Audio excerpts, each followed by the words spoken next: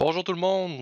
Je voulais faire une petite vidéo aujourd'hui là, pour vous donner des petits trucs là, pour le repêchage de dissolution qui s'en vient, aussi les listes de protection, puis quelques petits points là, à faire attention là, concernant les échanges puis les acquisitions. Donc, ça va aider là, les DG, là, les nouveaux DG là, qui ont première ou expérience dans des types de pools comme ça. Puis c'est sûr que peu importe le nombre de pools keepers que vous avez déjà fait dans votre vie, chacun des pool keepers peuvent avoir des petites particularités là, d'un pool à l'autre. Donc, je voulais prendre là, quelques minutes là, juste avant là, que tout le monde se mette à faire des échanges. Puis après ça, ben, soit comme ah, crime, avoir su, j'aurais pas fait tel move, là, je savais pas que c'était comme ça ou que c'était comptabilisé de cette manière-là. Euh, Puis là, je me suis dit, ben, tout le monde devrait avoir lu les règlements. Puis, comme j'ai pu remarquer selon les questions que je reçois de temps en temps, des fois, c'est lu un petit peu rapidement. Donc, je vais aller chercher quelques petits points dans le livre des règlements là, du Master Keeper. Donc, premièrement, là, il y avait le point G concernant la liste des protections là, qui est dans le 3.1. Ouais, dans la composition des équipes, le 3.1, la section G. Dans le fond, ça mentionne qu'au plus tard, le 14 jours suivant la date de l'ouverture des marchés des joueurs autonomes ou à une date déterminée par le commissaire, ben, les formations doivent remettre une liste de protection. Puis, ils vont protéger obligatoirement 7 joueurs réguliers ou 6 joueurs réguliers et l'équipe là, pour laquelle, ben, l'équipe qui avait choisi pour faire des points dans leur formation. Puis, ils ont le choix de conserver entre 0 et 6 recrues. La protection des recrues, là, dans le fond, pour chaque recrue que vous allez protéger, ça va vous enlever un choix au repêchage. Donc là, j'ai pris là, une formation là, pour les fins de l'exemple. Si on prend, là, mettons, New York, là, salut Campo. Euh, Présentement, il y avait 5 recrues là, au courant de l'année dernière à l'intérieur de son farm là, quand il a fini la saison. Mathias Machelli, malheureusement, ben, il a terminé son contrat ELC, donc s'il veut être protégé, il va devoir aller dans son line-up régulier, là, dans ses 7 joueurs réguliers de protection. Sean Farrell, lui, je ne sais pas, il faudrait que j'aille vérifier, mais dans le fond, là, pour savoir si un joueur est éligible encore au farm ou non, c'est que si le joueur il est toujours sur son contrat d'entrée de la LNH ou s'il n'a pas signé de contrat d'entrée. Puis là, ben, sur Cap Friendly, on peut voir ici que Mathias Machelli, ben, son contrat ELC est terminé. Là, il est RFA, là, il est en attente là, pour signer un nouveau contrat. Puis, qui signe ou qui signe pas le contrat, même s'il n'y avait pas de contrat signé au début de la saison, il va tout de même compter là, dans le line-up régulier parce qu'il n'est plus un joueur ELC. Là, on pourrait aller voir, mettons, Sean Farrell, juste pour les fins de l'exemple. Bon, mais son contrat, il est juste pas mis sur. Je vais l'updater là dessus. Mais on voit là, qu'il est à sa deuxième année là, au niveau du ELC là, ici. Là, fait il serait éligible pour son ELC. Fait que s'il décide de protéger ses 4 joueurs ELC ici, ben, il va perdre ses 4 derniers choix au repêchage. Puis c'est important de savoir, par exemple, que les choix qui sont perdus au repêchage, c'est un par ronde. Donc, s'il y avait plusieurs choix de 20e ronde, il perdrait un 20e ronde, un 19, un 18, et ainsi de suite. Puis s'il n'y avait pas de choix d'une ronde, ben on saute à la ronde suivante. Donc s'il n'y avait pas, mettons, de 19e ronde, ben il perdrait le 20, le 18, 17, puis après ça, un 16, au lieu de perdre l'autre 17 ici. Fait que pour les protections, c'est comme ça que ça fonctionne. Pourquoi je mentionnais là, de faire attention puis d'attendre là, le draft de dissolution?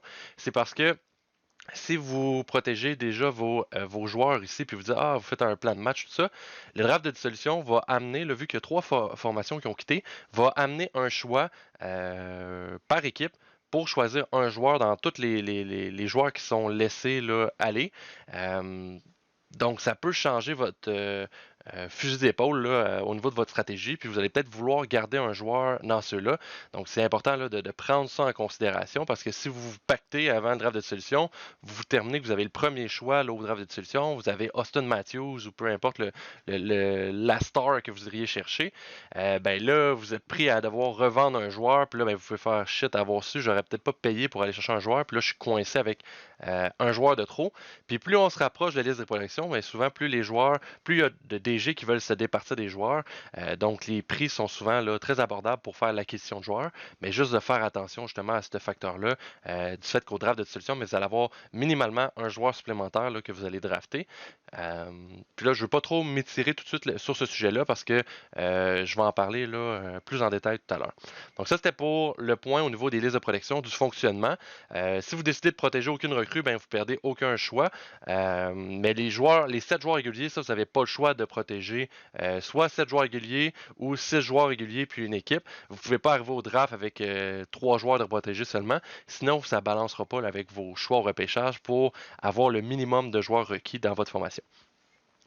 Le prochain point que je voulais regarder, c'était le 4.1.2. Parce que ça, c'est une question là, que j'ai eue à quelques reprises. Donc, le 4.1.2, puis c'était le... Ouais, c'est ça. Donc, le nombre de joueurs acquis avant le début du repêchage annuel, dans le fond, il y a une limite. Une fois que les listes de protection sont faites, on peut continuer à faire des échanges, puis on peut acquérir des nouveaux joueurs. Donc, jusqu'à 3 joueurs supplémentaires par rapport à la liste de protection qu'on avait. Donc, si vous avez protégé 7 joueurs réguliers, 4 joueurs de farm, vous aviez 11 joueurs total, ben, vous pouvez arriver au repêchage annuel avec un maximum de 14 joueurs. Vous ne pouvez pas arriver avec un joueur de plus, c'est vraiment 14 joueurs votre limite. Puis avant le début du repêchage annuel, un DG ne peut pas avoir plus que 10 joueurs réguliers dans son alignement, incluant son équipe. Pourquoi ça c'est spécifié? C'est juste que, mettons que vous avez protégé 7 joueurs puis 4 joueurs recrues qui est dans votre farm. Là, vous avez un total de 11 joueurs. Ben, je suis sûr qu'il y a des petits fins finaux qui iraient se départir de leurs joueurs de farm, puis ils prendraient 4 joueurs de line-up régulier, puis ils diraient, ben, je suis à 11 joueurs au total, tout est beau, j'ai pas fait plus que 3 acquisitions, mais on peut pas avoir plus que 10 joueurs réguliers, puis plus que 3 joueurs acquis entre la liste de protection puis le repêchage annuel. Après ça, le 4.1.2c mentionne que tout DG qui totalise 3 acquisitions entre la date de remise de protection et le début du draft annuel régulier ne peut acquérir un joueur de line-up dans un échange, et ça pour une durée d'1 mois suivant le début de la saison. Donc, si vous faites l'acquisition de 3 joueurs entre les deux dates, ben, pour le prochain mois, vous ne pourrez pas faire l'acquisition de joueurs supplémentaires pour le premier mois du début de la saison. Puis ça, encore une fois, c'est pour éviter qu'une équipe aille faire des échanges et se ramasse là, avec un line-up blindé, qui n'ait pas besoin de drafter aucun joueur, puis que le jour 1 après le repêchage annuel, il fasse l'acquisition du restant de son line-up, puis se remplisse un club pacté. Donc, c'est vraiment pour ça là, que cette règle-là a été instaurée. Ensuite, il y avait le point 5.4. 5.4, ça c'est concernant les échanges. Ouais, j'ai eu cette question-là à plusieurs reprises. Un joueur qui est échangé par un DG ne peut pas être rééchangé à ce DG-là pendant une durée d'1 an. Pourquoi cette règle-là est là? Ben, il y a 2 raisons. C'est pour éviter là, la collusion entre les DG là, qui reste du prêt de joueur. Dire, hey, laisse-moi Steven Stamkos jusqu'à la fin de la saison, je te le reflippe après, on se fait une petite affaire, puis je te donne un petit pic de profit pour ça. Donc, c'est pour éviter le prêt de joueurs entre 2 formations. Puis, l'autre point aussi qui a voulu être évité là, par ce règlement-là, c'est le fait qu'un joueur là, pourrait se faire du profit à plusieurs reprises dessus. Donc, je pars avec Trevor Zegras, je l'échange, je fais un petit profit avec un pic. Plus tard, je vais le rechercher, pas trop cher, je le revends encore avec un profit.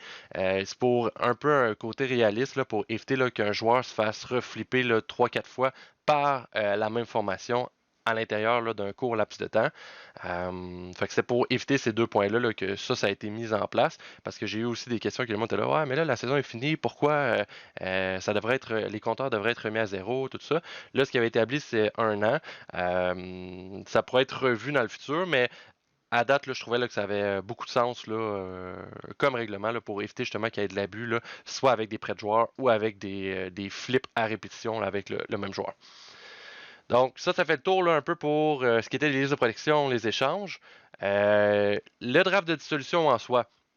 Donc, la liste du draft de dissolution a été mise sur le Google Drive. Donc, si on voit ici dissolution 2023, tous les éléments disponibles ont été mis à l'intérieur de ça. Donc, les 3 équipes là, qui ont décidé de partir du pool, l'Arizona, Seattle puis Vegas, ça a été mis à l'intérieur ici. Puis au niveau des règlements, je vais aller vous mettre ça directement dessus, ça va être plus simple. Donc, le draft de dissolution, tous les éléments qui sont des équipes qui sont parties sont disponibles, autant joueurs, recrues, équipes que choix au repêchage. Par contre, au niveau des choix au repêchage, tous les choix au repêchage qui appartenaient à l'équipe en question. Donc, si j'étais Vegas, tous les choix de Vegas vont être dissous s'ils appartenaient à l'équipe. Ceux qui ont été échangés vont demeurer là, avec les DG qu'ils ont acquis. Par contre, les autres choix ne pourront pas être choisis pour éviter là, qu'il y ait un flux important de pics dans des pics morts, si on veut, qu'il n'y ait aucun ranking à chaque année, puis que ça fasse un paquet de pics là, de milieu ou de fin de ronde là, avec ça.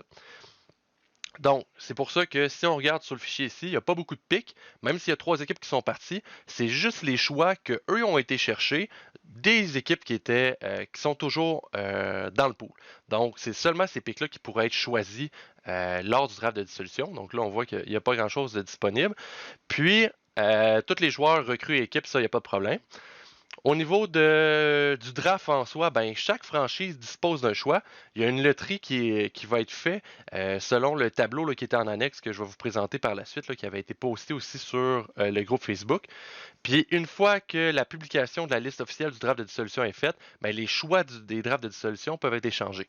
Donc les choix depuis la liste ici, ça c'est la liste officielle du draft de dissolution. Donc c'est vraiment tous ces éléments-là qui vont être disponibles. Il n'y aura pas d'autres choses qui vont se rajouter. S'il y avait un autre club qui pour X raison décidait qu'il partait ou mettons qu'un DG décède puis tout ça, ben les choix, tout sur le club va être gelé au niveau de la liste de protection, tout ça, puis ça va être remis à l'année prochaine au niveau là, du draft de dissolution pour cette équipe-là. Donc, ça n'aura aucun impact sur les choix qui sont ici. Donc ça, c'est important d'être mentionné. Aussi, au niveau des échanges de choix dans la liste les choix pour le draft de dissolution, on va aller ici, dans le fond, là, le tableau en annexe, il était juste là. Donc, draft de dissolution. Toutes les équipes disposent de choix ici. Puis si vous échangez votre choix, ça n'échange pas juste les boules. Vous ne pouvez pas échanger la moitié de vos boules. Mettons que vous avez 4 boules, j'échange 2 boules à telle équipe. Les seules choses qui s'échangent, c'est l'entièreté du choix comme tel. Donc, l'équipe qui fait l'acquisition va avoir 2 choix. Ce ne sera pas le total des boules ensemble pour sortir avant une autre équipe ou peu importe. C'est vraiment par choix. Donc là, la manière que ça fonctionne, c'est comme c'est mentionné ici, le nombre d'équipes est déterminé par le nombre d'équipes restantes dans le pool, puis ça ne compte pas les DG qui quittent ni les nouvelles expansions. Donc peu importe le nombre d'expansions, comme j'ai mentionné, je voulais aller chercher jusqu'à 3 expansions là, pour ajouter là, dans le pool cette saison. On était au début de la saison dernière 22 équipes. Suite aux DG qui sont partis, on est désormais 19 équipes, ce qui veut dire que ça va être la colonne K qui va déterminer les boules de tirage au niveau du draft, puis c'est selon le classement inversé. Donc l'équipe qui a fini dernière au classement, Anaheim, comme pour l'exemple actuel, aurait 6 boules, puis les autres, ben, ça irait là, en ordre inversé. Donc, c'est sûr que plus on était au bas au niveau du classement, ben, meilleures sont les chances de drafter avant les autres. Mais tout de même, on voit là, que c'est 6 boules sur 43, ce qui nous donne là, des odds là, de 13% de chance d'avoir le premier choix s'il n'y a pas d'équipe d'expansion. Dans le cas où il y a des équipes d'expansion, ben, chaque équipe d'expansion dispose de 6 boules qui se rajoutent à l'intérieur de ça. Il n'y a pas d'équipes qui vont perdre des boules si les équipes d'expansion se rajoutent. C'est vraiment des boules supplémentaires, donc ça va juste diluer les chances de tout le monde. Puis ça va, eux, leur donner un petit coup de main là, pour partir leur franchise l'année 1. Donc ça, c'est vraiment au niveau du draft de dissolution, le fonctionnement pour ça. Tous les joueurs disponibles, comme je vous ai mentionné, les joueurs disponibles, les choix, autant les recrues, tout ça, sont indiqués ici. Donc, ça vaut vraiment la peine d'aller faire le tour, d'aller regarder ça avant de faire sa stratégie puis de commencer à faire des échanges parce qu'il va y avoir 19 joueurs ou choix ou peu importe qui vont être pris à l'intérieur de ça. Puis il y a du bon stock en tabarnouche là, à l'intérieur de ça. Là. Fait que c'est sûr que ça peut changer une stratégie là, dépendamment de l'ordre dans lequel vous allez repêcher lors du draft de dissolution. Donc, soit vous pouvez attendre jusqu'au draft de dissolution pour décider de faire vos échanges, ou si vous préférez, vous pouvez déjà faire vos échanges, mais prendre en considération que ça pourrait venir là, changer le tout. Ça c'est bon, ça c'est bon, ça j'ai fait le tour. Ouais, au niveau des équipes d'expansion, le fonctionnement, ça aussi j'ai eu des questions par rapport à ça. Au niveau des équipes d'expansion et au niveau des dates, comme c'était mentionné, le 22 juillet, ben, c'est la loterie du draft de dissolution et le draft annuel. Le 23 juillet, le draft de dissolution là, qui va être fait en ligne sur Facebook. Donc, vous n'avez pas besoin d'être présent pour ce draft-là. Ça va se faire rondement. Puis, à partir de la loterie, le 22 juillet, ben, ça va pouvoir être drafté tranquillement pas vite. Puis, à partir du 23 juillet, ben, là, on va avoir un deadline là, par pic pour qu'on fasse le tour. Le 28 juillet, là, c'est la date des remises pour les listes de protection. Puis, une fois que les listes de protection sont remises, ben, les équipes d'expansion, eux, vont compléter leur top 7. Donc, ils vont faire 7 choix pour compléter, là, si on veut, un top 7. Si ils ont eu eux aussi participent à la loterie du draft de dissolution. Donc, s'ils ont un joueur ici, ben, au lieu d'avoir 7 choix, ils vont avoir 6 choix. S'ils font l'acquisition de joueurs via échange par la suite du draft de dissolution, peu importe, ben, ça va être comptabilisé là-dedans, puis ça va être réduit sur le nombre de choix qu'ils vont pouvoir faire. Donc, ils sont mieux, eux, de participer au draft de dissolution, faire leur draft après ça, de nouvelles équipes là, de draft d'expansion pour compléter leur club. Puis après ça, ben, ils vont pouvoir faire des échanges avec tout le monde là, plus facilement. Au niveau du draft annuel, ben, les odds, c'est la même chose, c'est sur le même fichier ici. Ils sont tous indiqués. Puis le fonctionnement aussi, chaque expansion qui va joindre le pool vont disposer de 5 boules. Donc, c'est bon à savoir qu'ils sont là. Puis ça se rajoute sur le total des boules. Le nombre total des boules qui excède 50, ça c'est les années. Sinon, c'est un total de 50 boules à chaque année pour ce draft-là. Puis les années où il y a des expansions qui joignent la ligue, ben, il va y avoir plus que 50 boules. Puis le nombre d'équipes qui est déterminé, ben ça c'est pour ceux ayant participé au pool la saison dernière, incluant le DG qui quitte le pool. Pourquoi ça les inclut? C'est parce que leur pic de l'année, à moins qu'ils quittent, vont être à l'intérieur de la loterie. Donc un club pourrait avoir fini là, avec des odds de draft, avoir échangé son pic à quelqu'un d'autre, puis ce pic-là va quand même à participer à la loterie. Puis si les équipes d'expansion ne remportent pas la loterie, ben, ça va être en nombre décroissant du nombre de boules qu'ils ont. En cas d'égalité, ben, ils vont avoir la priorité. Donc là, l'année dernière, on était 22 équipes, je pense. Là. C'est au pool la saison dernière avec l'un déjà qui quitte le pool. Fait que c'est 22 équipes, ça va être ici justement qu'on va avoir ça. Puis là, c'est 15, 9, 6, tout ça en descendant. Puis les équipes d'expansion vont avoir 5 boules. Dans le cas où ils ne remportent pas la loterie, ben, ils vont se retrouver à pousser les autres derrière. À partir du 4e rang, ben, ils vont s'insérer en avant de là pour leur donner une chance là, de se construire un line-up. La loterie, c'est les 2 premiers choix seulement qui sont tirés annuels. Puis après ça, ben, c'est mis dans l'ordre là, des du classement là, annuel là, ici inversé. Donc après ça, fin que suivre l'ordre comme c'était établi ici.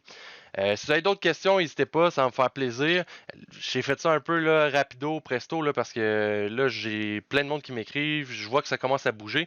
Puis je voulais prendre le temps de le faire là, avant qu'il y ait trop de moves qui se fassent. Pour justement là, que tout le monde puisse établir leur stratégie en conséquence. Je risque d'en faire d'autres vidéos comme ça si vous trouvez ça intéressant, vous avez le goût d'en apprendre plus sur le pool, puis que la lecture, c'est pas votre tasse d'été. Donc, c'est ça. Je vous souhaite une bonne journée, boys. Si y a quoi que ce soit, n'hésitez pas à m'écrire, ça va me faire plaisir. Puis sinon, ben, on se voit bientôt. Vous êtes invités là, pour le draft, ben pas le draft, mais les loteries là, le 22 juillet, si ça vous intéresse.